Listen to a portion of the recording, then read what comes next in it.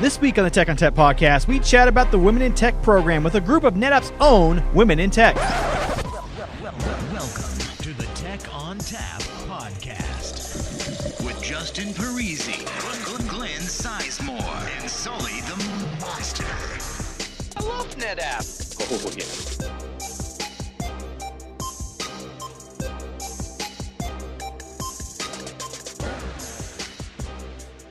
Hello and welcome to the Tech on Tap podcast. My name is Justin Parisi, and in the studio with me today is Andrew Sullivan.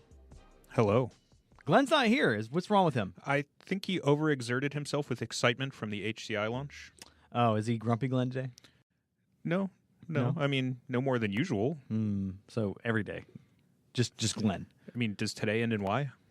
I think it does, actually. Okay. Today, we are talking about a very interesting topic for us here at NetApp. We're going to cover the organization here at NetApp called Women in Tech.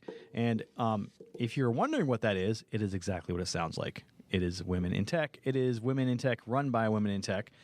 And to do that, we have brought in a few special guests, and we're going to go around the room and phone and introduce each other. So let's start on the phone, and we will kick it off with Anna Schlegel. Hi, Anna. Hi. Thank you for having us. And it's Women in Technology. Excellent. So, Anna, tell the audience a little bit about what you do at NetApp and what your role is with Women in Tech.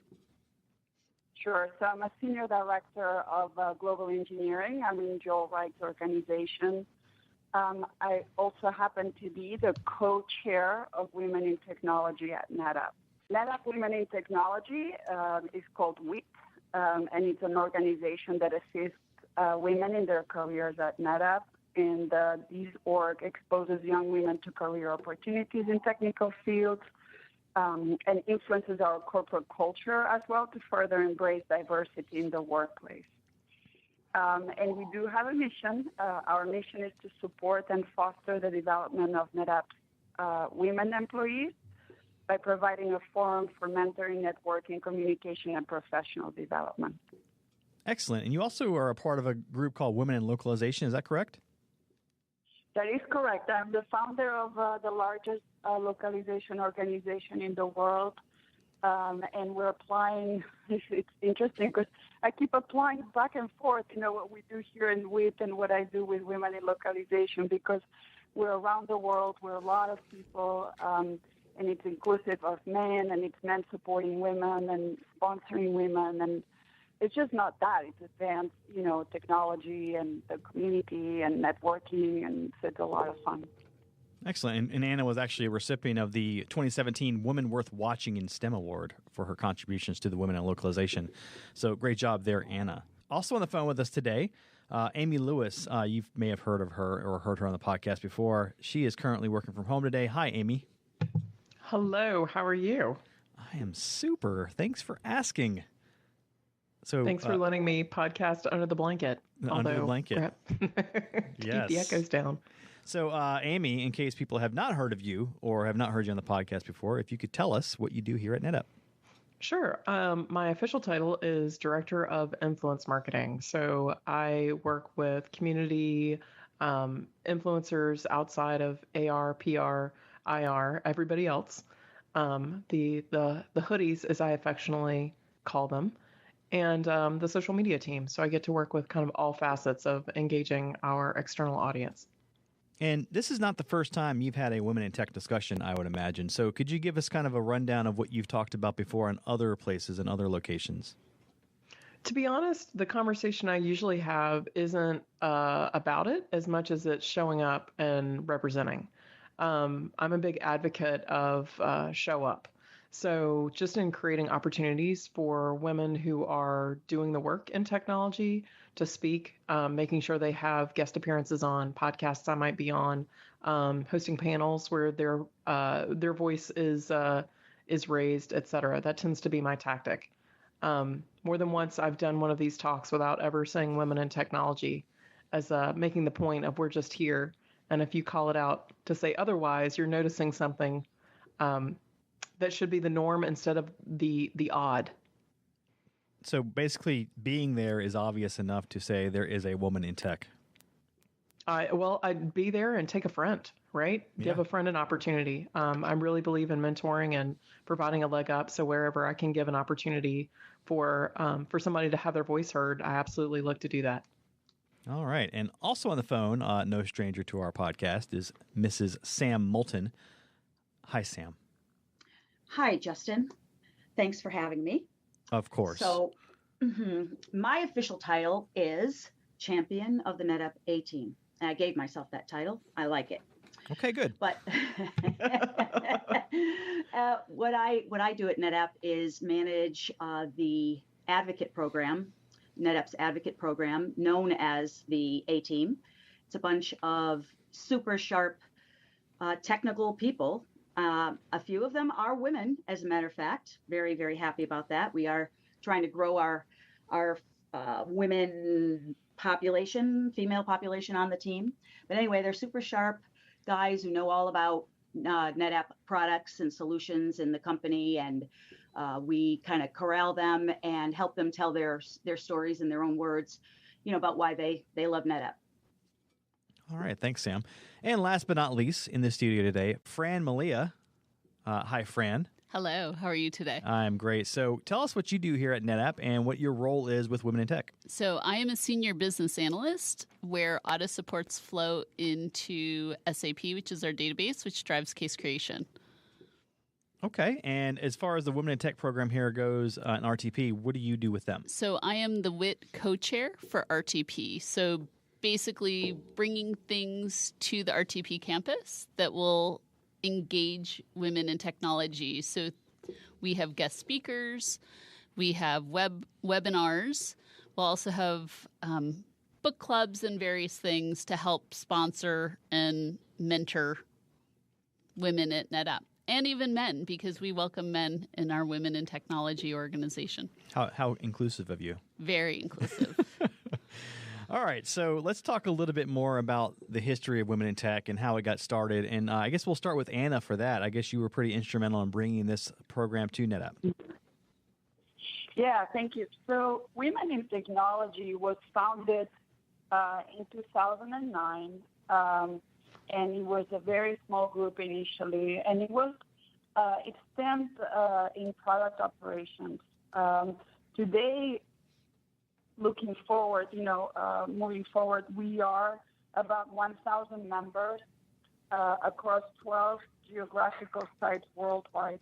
I think one of the things that I'm the most proud of having been, chair, is to expand who we are as a board and how many additional departments we have involved in WIT today. So we have people from sales, professional services, marketing, legal, now as part of the site leaders or part of the committees. This morning, for example, I was on a phone call with a few women in Europe that want to start the EMEA site. So it's evolved tremendously. And the mission is the same across, right, which is to foster the development of women, provide the forum for mentoring, networking, communication, professional development. All of that is true to any of the geographical sites that we have. So, for example, Fran was saying, she's the site leader for RTP along with Maggie. We have a good number of site locations, and we should be very proud that we've reached a lot to other departments to form part of this effort. So WIT is an organization, as you said, with almost 1,000 members, I think, inside of NetApp. Is it also? True. And, yeah, it is true, and it's all volunteer-based. We do this on our time. I do phone calls at 6 a.m., 7 a.m., 9 p.m. This is the commitment that we have to make sure that we retain women in technology. We know that, it's considered exceptional if 20%, over 20% of a company's technical jobs are performed by women. And so we want to make sure that this is true for NetApp. And we have departments within NetApp where we're much, much lower than that. And it's very important that we embrace diversity in the workplace, that we make positive strides towards change so that we all succeed, right? So I want to be in meetings with more women, and we want, as well as we grow in our careers, we want to assist newcomers into NetApp to make sure that they stay, to make sure that they have role models, to make sure that people like Fran or Maggie or any of our site committees or site leaders offer a safe place for them to go and network, talk with them about their careers. And is this a NetApp specific organization, or is this across the industry? So this is a NetApp specific organization, but WEAT exists at Cisco, and WEAT exists at VMware, and WEAT exists within Google and at Apple. And what we do from a NetApp perspective is we spend a lot of time talking to these other companies. There is a lot of effort, especially here at the Silicon Valley. There's some very strong WEAT programs through the Anita Borg Institute or through the Clayman Institute at Stanford. And we do sit a lot with them to understand, what other chairs and site leaders are doing inside their communities. So we're not an anomaly. We're part of a very well-known phenomenon here. So is there, and our audience for the podcast is fairly diverse, right? We encompass a large number of NetApp employees, both internal, right, engineering employees, as well as field-facing employees, right? But we also have a lot of partners, a lot of customers who listen to the podcast. So are there ways that those organizations outside of NetApp, even arguably outside of the tech industry, can participate, can help contribute to this, I don't want to say movement, but the progressing, right, the goals of WIT? So again, one of the new interesting ideas that we're doing right now, remember that this is an evolution. So WIT started within product ops. And when Don and I stepped in a year and a half ago, the first thing we did is to change that. We want to see marketing and support and professional services and legal and HR be part of WIT. One of the beautiful things that happened recently is we had some leaders within the sales organization, within Anna's organization, step up because they deal a lot with the customers and the partners directly. And so we are starting a WIT sales site, so not necessarily a geographical site location like Japan or Bangalore or Pittsburgh, but we're starting a sales site. And I think through that effort, we can connect faster and better with the partners.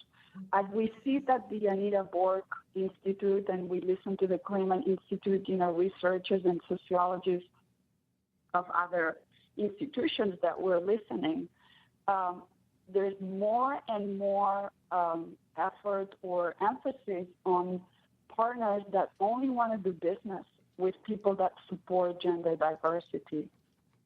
And that's an interesting concept where we don't think about this, but there are boards for each one of these companies, and sometimes investors and joint ventures and boards are starting to ask about diversity programs. And I'm not going to say it's pervasive or it's a mandate or it's starting to pop up.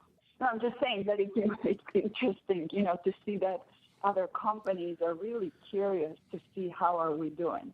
And not just that, but, there's a lot of issues that show up on TV or show up on the media or on radio about, gender issues at, Airbnb or Walmart or different PayPal.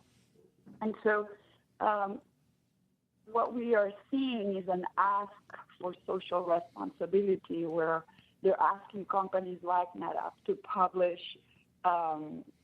gender diversity numbers. And that's something that, Gwen and our HR team is very committed to start helping, on that end as well. So you're telling me that we don't want to alienate 50% of the population? That's right. We're finally realizing that women make up half the population, so we probably should stop pissing them off. Yeah. Well, the thing to realize is that our numbers here at LEAD, we're not where we should be at NetApp, and so there's a huge effort. That's why there's so many women stepping up as site leaders to make sure that we don't see our numbers, go the other way, right? We are a heavy, high-tech, high engineering company. We're not Facebook. We're not a B2B. We're not eBay, where you can see a lot of women dedicated to support retail or support e-commerce. I mean, we're in the business of selling, data management and storage with very complicated systems. However, there is a lot of room for women in roles in a variety of places. We don't all need to be like PhDs in engineering to be at NetApp. There's room, and we want to see the diversity grow. So, Fran, as one of the leaders for the program here in RTP, right? And RTP is generally known as one of our engineering sites, right? We like to say that, I do a lot of EBCs, right? We have a lot of the lead engineers. We have a lot of the really smart people, as well as our support people who sit here. So do you have any particular or maybe site-specific challenges or successes that you might want to talk about? Well, we definitely have site-specific successes, right? That's what I like to focus on. And since I've become site lead, we've had a tremendous growth in our Women in Technology organization. We went from just over, I want to say about 130 people maybe, to over 200 people. And again, I believe we need to partner with men and have male advocates. And I have a number of men who've joined our Women in Technology NG and are stepping up to be that role of male advocate. And I really appreciate that. So can you explain the role that you're desiring from those male advocates? Well, one thing is if you look at society, right, who holds the positions of power? Men do, typically, right? And also in the workplace, who holds those executive offices? Men do. So if men only hire people that look like them, then you're cutting out half of the population and maybe even more, right? So a male advocate is a man who actively works to ensure that women have a place at the table. A woman is given the opportunity, and they put practices in place, possibly if they're a person who's in a position of power, that maybe they put practices in place. For example, if I'm going to hire managers, I need to make sure that some of the candidates in the pool are also women that we're interviewing. So that would be one of the roles that a male advocate speaks. Another one is maybe you're working and you're not an executive, but you're in a meeting and a woman is speaking and someone discounts her. Someone could say, Fran had a really great idea, and just reiterate it, kind of be the wingman for a woman in tech or wherever that woman is, because that does happen. So those are a couple examples of how men can be male advocates for women in technology. I'd say that even easier than that is don't be a jerk, right? So, I mean, part of it is when you're in a meeting, like you said, somebody and a woman comes up with a great idea, you don't talk over her. Right. You don't interrupt. You don't steal the idea like sometimes happens, right? So just, be a decent person, and that will go a long way into helping foster a work environment that's great for everyone and not just men or women, right? So, I mean, that's just don't be a jerk. That's my advice to everyone out there. Hey, you. And also remember, globally, there are different types of cultures, and women have different positions in different cultures around the world, right?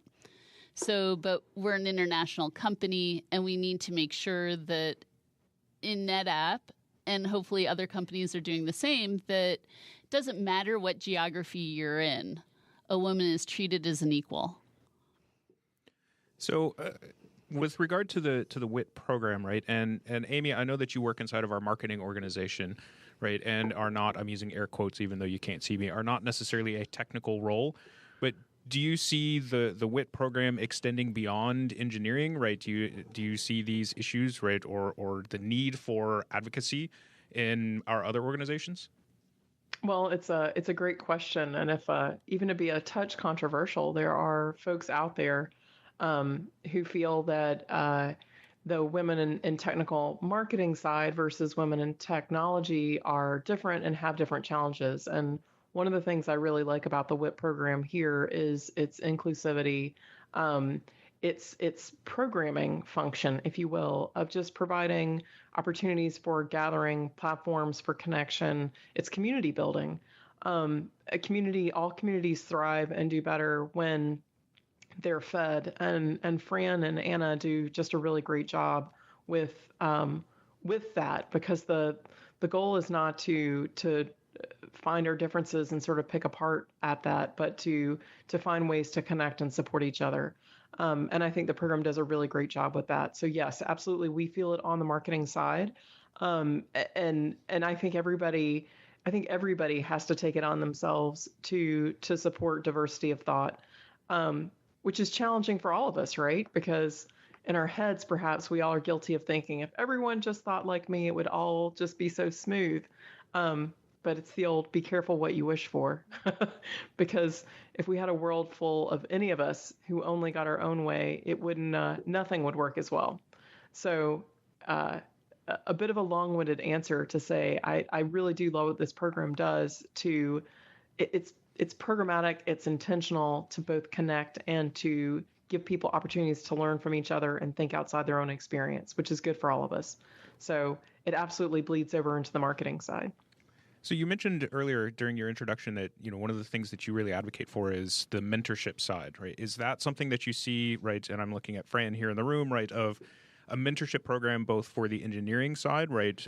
And I don't want to bucket that as just women who are STEM majors or something like that, because really it's a very diverse background, right, to be a programmer. But, is the same thing exist on or throughout the other organizations as well? Well, I can actually jump in and answer just a quick part of that, which is I'm participating in the mentor program this year. And some of the cool way it's being run is you don't know who you'll get paired with, but you're paired a little bit on location and a little bit on skills. And maybe it's a hard skill you want to learn, or maybe it's a soft skill. So that sort of cross silo pairing, I think, is an even more rich experience. In my own history, many of my mentors are SEs, which I think is pretty funny. It's not marketing per se. So I think you can learn different things from different people, and it's another thing I like about how the program is set up. Yeah, I think mentoring is a huge benefit to both the mentor and the mentee, right? Regardless of what program you're in, regardless of what your interests are or anything like that, right? Having that relationship with somebody who has, in a lot of cases, right, been there or done that, or if nothing else, can help make a connection is significant. Yeah. And one thing I would say is, even though we are labeled women in technology, right, our group includes women who are in HR, women who are in marketing, IT, prod ops, sales. So even though that's the label, we are all working for a tech company, and thus we are all women in technology, right? So we have a much broader audience, and we are actually mentoring. I know that Chinway has a women in technology mentoring program for the interns. So we have a large group of people who will be helping with mentoring in that, and it's across organizations. And if I could add to that, I've noticed a huge shift in how, I guess, in how this is being approached, because initially I did think it was just for engineers, and I felt like I really couldn't contribute anything to the group. So therefore, it wasn't even like a thing for me. But over the I've been with NetApp now for 9 years, and over a period of time, I've noticed that it's far more inclusive than ever. And I think that's really important, especially for the younger women that are joining NetApp, that they understand right off the bat, yes, this is a program that, I can take advantage of too. That's right. And also we mentor outside of NetApp. And I think that's an important value that we bring. So we have a Young Women in Technology Workshop Day where we bring, in RTP, we bring about 50 girls grades 6 through 10. So that's about ages 11 to 15. And they will come in, they will learn some programming, they will learn electronics, they'll learn robotics. And I also have women who are organizing groups to go out into our community schools. So I had a group that did a proof of concept this year with girls focused. They were focused on girls in middle school, grade 6. I have another organization that's starting up here, and they will be focusing on grades 4 and 5, but not just girls. They want to reach out to underrepresented people. And it's led by someone who's women in tech at NetApp, but she has both men and women reaching out to grades 4 and 5. Sam, I know that, and I've been involved with the A team for a couple of years now, right? And I remember when I first joined, it was an all men team, and it wasn't very long after that you introduced the first woman to the team, which was Becky, I believe. So over the last couple of years, I've seen a fairly substantial amount of change. But that being said, I'm kind of an outsider, even though I'm a part of the A team, right? I'm just a technical advocate. So from your perspective as the champion, as the leader, as the wrangler of cats, right? What does that look like to you over the last couple of years? What does that change look like? I have to say that the change hasn't been happening nearly as quickly as I would like it to. We did add our first female member, official A-team member. So it's Becky Elliott, and she works for a DoD contractor. So she's also one of our few customers that are on the A-team. Love to get a few more of those as well. But she's been a great addition. Her insight, I think, adds a lot to the team, and I would love to see that population grow. We do have a wonderful technical advisor in Melissa Palmer Wright. Most people know her as VMIS 33. She's been with us since the get-go, and she's amazing, super sharp, and she, like all of us, would love to see more women join the A team. So I constantly have an eye out. If you're listening to this podcast and you're interested, please reach out to me. You can DM me at Sam Moulton.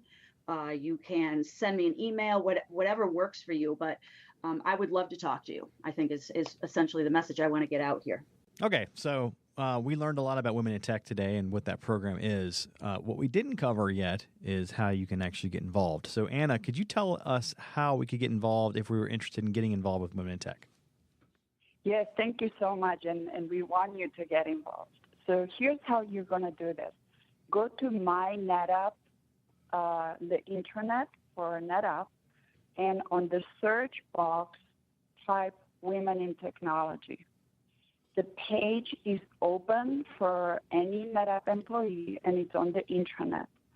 What you're going to see there is a Women in Technology page, initial landing page with an incredible amount of resources. One of the links is NetApp geographical sites. So if you're in Australia, if you're in Boulder, if you're in Japan, if you're in Boston, you're going to find your tribe there. You're going to see who the site leader is, and you can email the site leader, and additionally, you can click to subscribe to their particular distribution list. So there is, NG for with Australia, and NG for RTP, for Bangalore, etc. There is a lot of different sites. If you don't see a town or a site or a country that is close to you, send me an email. This is Anna Schlegel, and I'm happy to connect you to the closest group for you to support. So again, just look for these under the My NetApp. Just search Women in Technology. We have a great site that's accurate and updated regularly. You're going to find your site location. You can send an email to the site leader, and then to join, you can subscribe to a distribution list. What if I'm outside of NetApp and I'm interested in getting involved with Women in Tech or just engaging with the NetApp Women in Tech program? Is there a way to do that? So send me an email. So this is Anna Schlegel, anna.schlegel@netapp.com, and I'm happy to take it from there. Yeah, I think the one comment that I would want to make is making sure that people understand that women in technology is not just for women. That's an important thing. And we always welcome all people at all of our events. Okay, so Amy, Anna, Fran, Sam. That almost all rhymes. It's pretty nice. Flows off the tongue there. Thank you for joining us today and talking about Women in Tech. If we wanted to get in touch with you outside of email, or maybe if we wanted to follow you on Twitter to learn a little bit more, how would we do that? Let's start with Amy Lewis.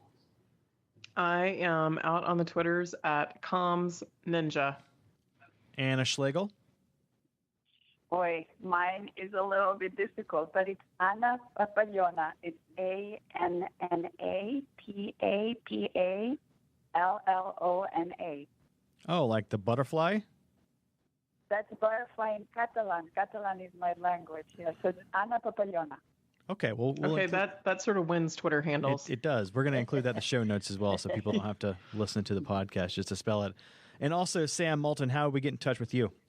You can reach me either at Sam Moulton or at NetApp18.